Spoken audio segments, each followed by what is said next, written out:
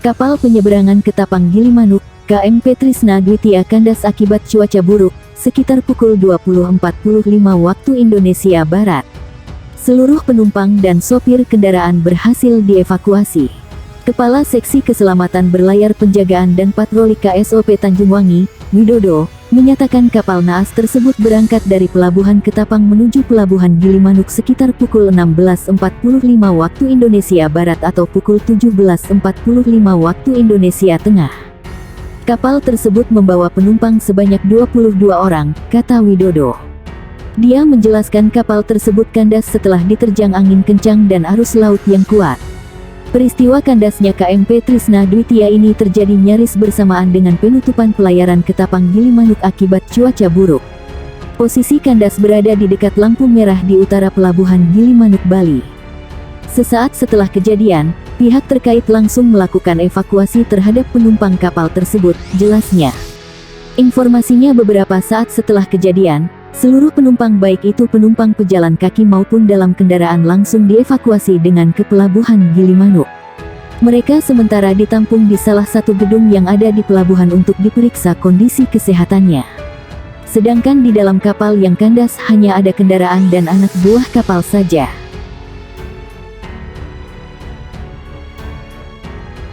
Badan Meteorologi, Klimatologi, dan Geofisika menyampaikan peringatan dini potensi gelombang tinggi antara 1 hingga 6 meter di wilayah pesisir perairan Indonesia pada 14 sampai tanggal 15 Desember tahun 2022.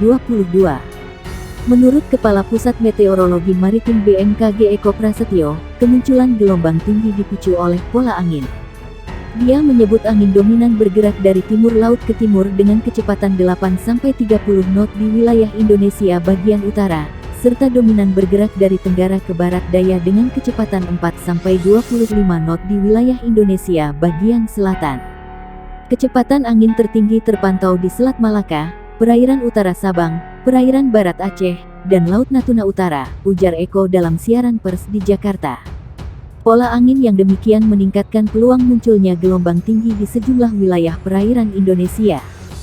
Gelombang setinggi 1,25 sampai 2,5 meter berpotensi muncul di Selat Malaka, perairan barat Aceh, perairan timur Pulau Simule Kepulauan Nias, perairan Bengkulu Pulau Enggano, perairan barat Lampung, Teluk Lampung bagian selatan.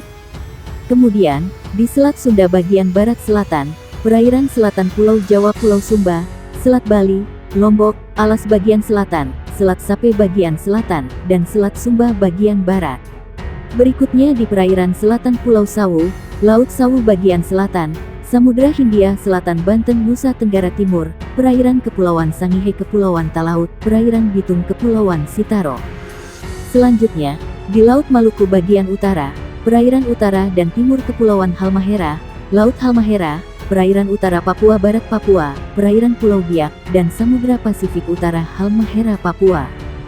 Sementara, gelombang setinggi 2,5 sampai 4 meter berpeluang terjadi di perairan utara Sabang, perairan barat Pulau Simele Kepulauan Mentawai, Samudra Hindia Barat Kepulauan Nias Lampung, serta perairan Kepulauan Anambas Kepulauan Natuna.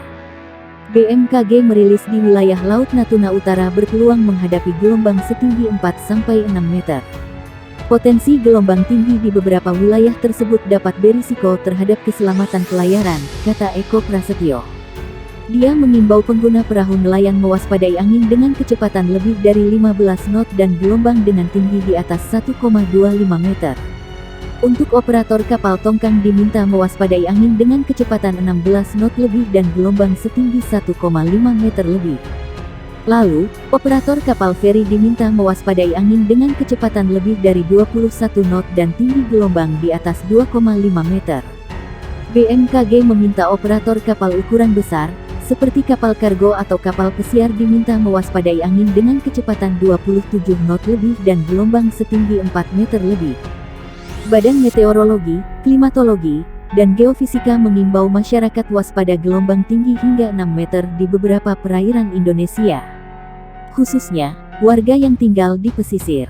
Dimohon kepada masyarakat yang tinggal dan beraktivitas di pesisir sekitar area yang berpeluang terjadi gelombang tinggi agar tetap selalu waspada, kata Kepala Pusat Meteorologi Maritim, BMKG, Eko Prasetyo, dikonfirmasi di Jakarta. Ia mengatakan pola angin menjadi salah satu faktor yang memicu terjadi gelombang tinggi. Pola angin di wilayah Indonesia bagian utara dominan bergerak dari barat laut menuju timur laut dengan kecepatan angin berkisar 5-25 knot.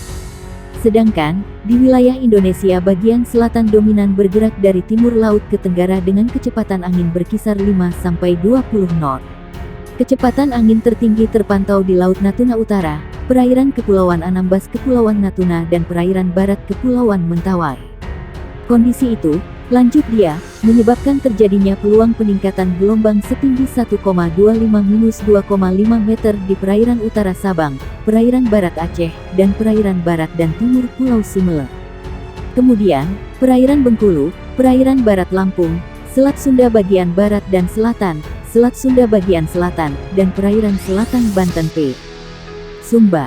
Badan Meteorologi, Klimatologi, dan Geofisika menyampaikan peringatan dini potensi gelombang tinggi antara 1 hingga 6 meter di wilayah pesisir perairan Indonesia pada 14 sampai tanggal 15 Desember tahun 2022. Dia menyebut angin dominan bergerak dari timur laut ke timur dengan kecepatan 8-30 knot di wilayah Indonesia bagian utara, serta dominan bergerak dari tenggara ke barat daya dengan kecepatan 4-25 knot di wilayah Indonesia bagian selatan. Kecepatan angin tertinggi terpantau di Selat Malaka, perairan utara Sabang, perairan barat Aceh, dan Laut Natuna Utara, ujar Eko dalam siaran pers di Jakarta. Pola angin yang demikian meningkatkan peluang munculnya gelombang tinggi di sejumlah wilayah perairan Indonesia.